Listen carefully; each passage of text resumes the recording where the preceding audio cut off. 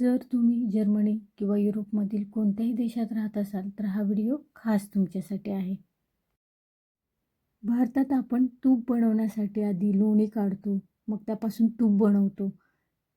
त्यासाठी बराच वेळ लागतो. पण युरोपमध्ये एक छान गोष्ट आहे, इथे सुपर मार्केटमध्ये जसं की लिडल, एडिकामध्ये सहज तुम्हाला आयरिश बटर मिळून जाईल. त्यापासून आपण तूप बनवणार आहे. त्यासाठी सगळ्यात आधी आपल्याला हे बटर एका कढईत काढून व्यवस्थित वितळून घ्यायचं आहे. बटर पूर्ण वितळल्यानंतर ते मंद आचेवर तसंच उकळू द्यायचं आहे. हळूहळू याच्यावरती पांढरा फेस दिसेल आणि बटर कढईच्या तळाशी हलकंसं लागायला सुरुवात होईल. इथे बनवत असताना सतत चेक करत राहायचं.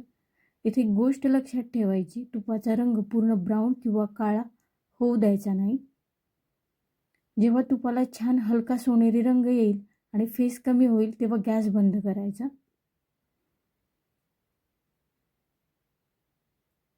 आता गॅस बंद केल्यानंतर तूप पूर्णपणे कोमट किंवा रूम टेम्परेचरवरती थंड होऊ द्यायचे.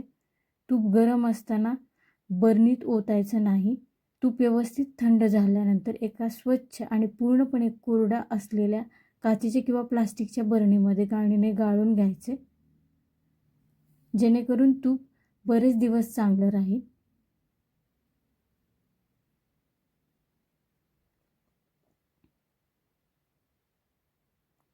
बघा, अगदी कमी खर्चात आणि कमी वेळेत आपण शुद्ध असं साजूक तूप तयार केलं आहे. तुम्ही ही पद्धत नक्की ट्राय करा. व्हिडिओ आवडला असल्यास लाईक करा, शेअर करा.